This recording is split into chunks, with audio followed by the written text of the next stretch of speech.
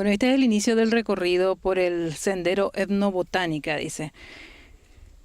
Se inicia por este lugar, ¿verdad? Ya vemos, claramente se ve imágenes, Freddy, de lo que es el caminito del sendero que los chicos estuvieron recorriendo y que están totalmente señalizadas las plantas que tenemos en este lugar, ¿verdad, señor? Sí, están señalizadas.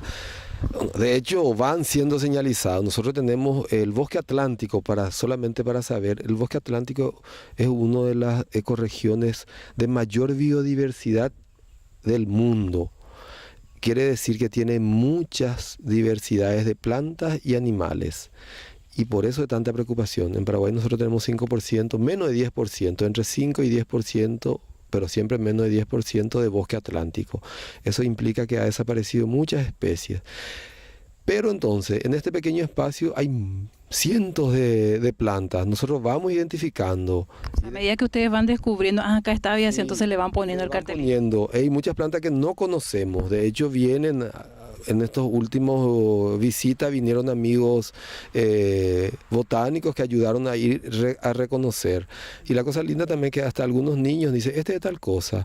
Y después nosotros anotamos y nos ponemos una letrita. Después vamos ya averiguando eso y viendo su cientificidad como para que realmente poner el letrerito. Pero en proyecto vamos a llenar de letreros seguramente. Posiblemente. Bueno, vamos a hacer ese recorrido, Freddy. Y allá nos paramos hasta acá y de acá se puede ver la cajita que está en el fondo, que yo leo desde acá, dice Yateí. Esta es una avispa. Sí, es un melipónido fundamental para el ecosistema del bosque atlántico. Este es un melipónido, el yateí, produce miel, pero más allá de producir miel, porque su miel también es medicinal, los Mbuga guaraní, como los otros indígenas, los otros pueblos guaraníes, utilizan en su cura y en su tratamiento y en su dieta. Pero más allá de eso, su función fundamental, para que se entienda, es la polinización de las plantas. Sin los yateí, sin los melipónidos, sin la Tetragonista angostula, es su nombre científico, pueden desaparecer muchísimas otras plantas que son polinizados solamente con ellos. Ellos son chiquititos y consiguen entrar a polinizar esas flores. Y eso permite que se reproduzca. Tienen un papel fundamental entonces. Esta es una planta conocida por todos, está señalizada acá la guayaba, por sus frutas conocidas y también por las propiedades curativas de sus hojas. No hace falta hablar demasiado sobre la guayaba porque todos sabemos, ¿verdad?, que sirve como cicatrizante, desinfectante. El yaguapetí. Ayer sí hubo una conversación en torno a este yaguapetí acá con una colega también profesora que decía que ella conoce a esta planta con el nombre de Juí Moneja, decía él. Sí, entonces, y bueno, y por eso justamente apelamos al nombre científico. Como veremos ahí abajo ponemos entre paréntesis el nombre científico, y el nombre científico está en latín porque así la comunidad científica así decidió desde sus inicios.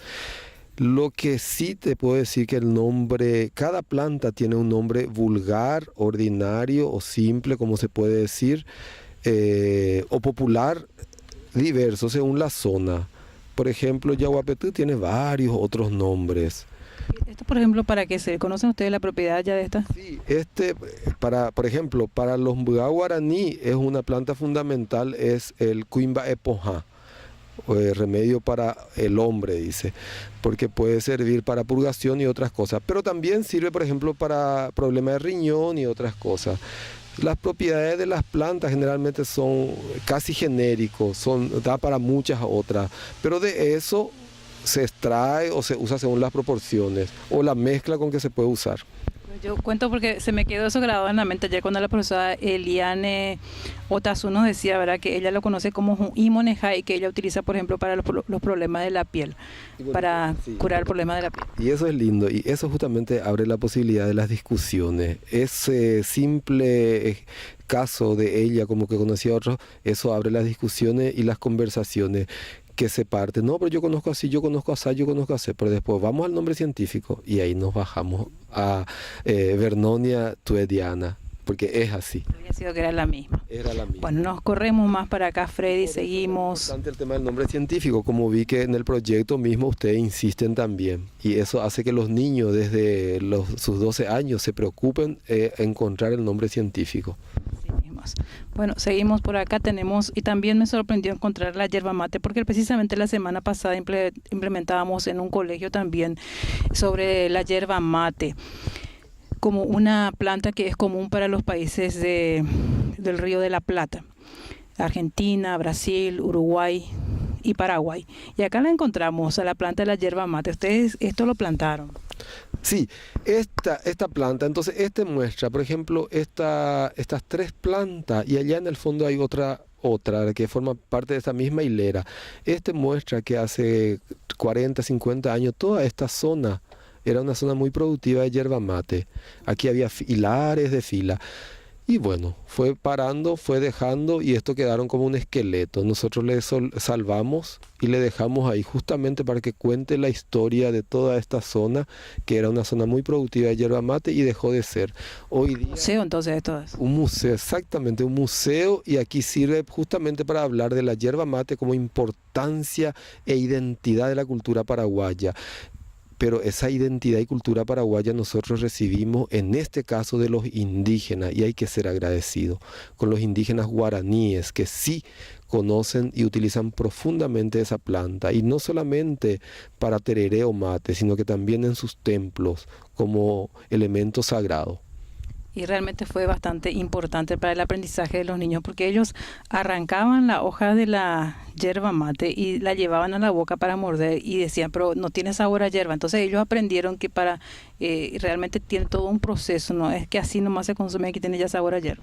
Así mismo, y eso es lo lindo de nuestra planta de yerba mate. Todo, 100% de los paraguayos viven con la yerba mate, pero la planta muy pocos conocen, y no solamente de Asunción, sino que mismo del interior, porque primero porque ya no hay como antes. Antes la gente tenía 2, 3 plantas en su patio, ahora ya no existe eso. ¿Cómo esto se planta? ¿Cómo hacer para reproducir esto? Y por semilla, y ahí tiene su semilla, ahora mismo está con su semilla. Ayer veíamos unas semillitas rojas precisamente.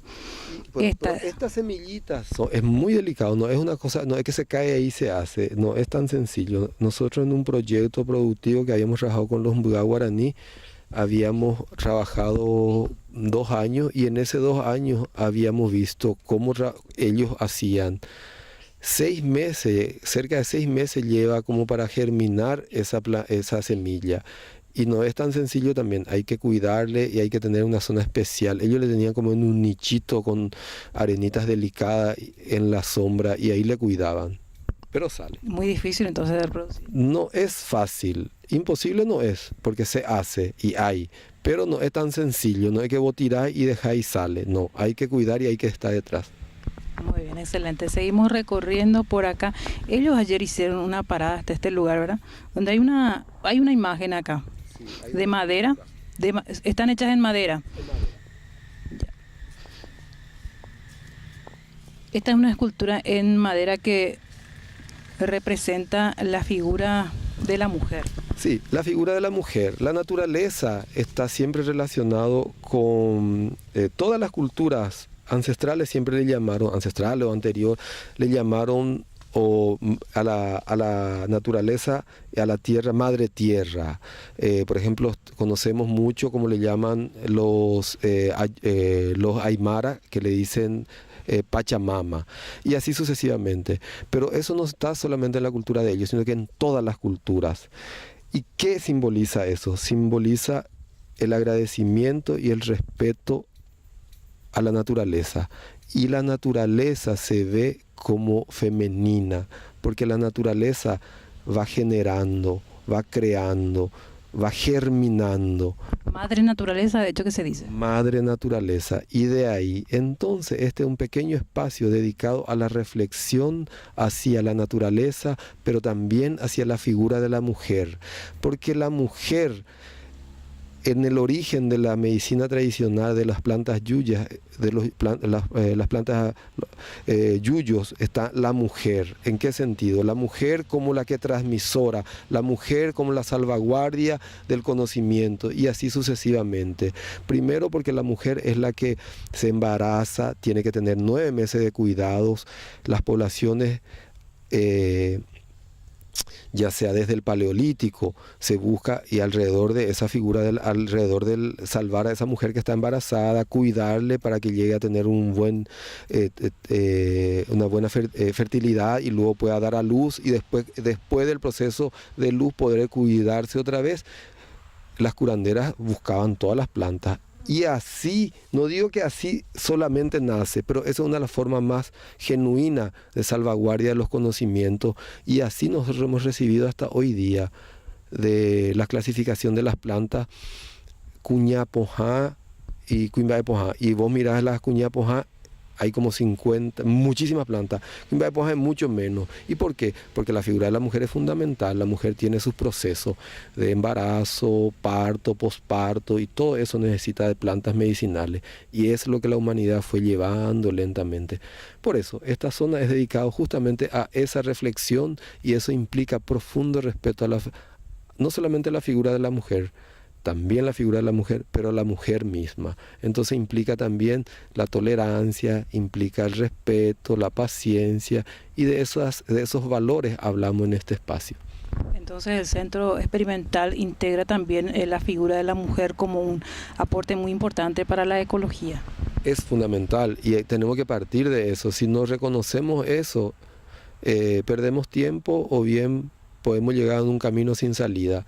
Porque en la naturaleza el respeto fundamental entre una y otra planta y la convivencia está dada. Por eso están las plantas compañeras, las plantas enemigas. Hay plantas que no crecen uno al lado de otro, otros que solo crecen juntos y cosas sucesivamente. Entonces de ahí ese es el ejemplo que nosotros llevamos, extrapolamos en la vida natural, real, en la vida familiar, social, comunitario, porque así tiene que ser. Esa es la vida en comunión que hablan, hasta todas las religiones hablan de eso. Qué interesante, estamos aprendiendo. Entonces hay plantas que no pueden convivir juntas, así como muchas personas también no pueden convivir juntas, tienen que estar separadas. Y bueno, y eso quiere decir que de alguna otra forma tienen que buscar un mecanismo, ¿verdad? Que no pueden estar juntos porque se pelean, y bueno, entonces buscan forma para que no estén todo el tiempo juntos, porque si no se pelean. Realmente, acá podemos tocar en todos los temas. Y seguimos entonces, Frida, ya creo que tomaste imagen también de la otra imagen de la mujer, la madre tierra, la fecunda diosa de la fertilidad, dice allí, ¿verdad? Y las esculturas, por agradecimiento también, son esculturas de un gran escultor paraguayo, Roberto Ayala. Él nos donó estas 2 esculturas.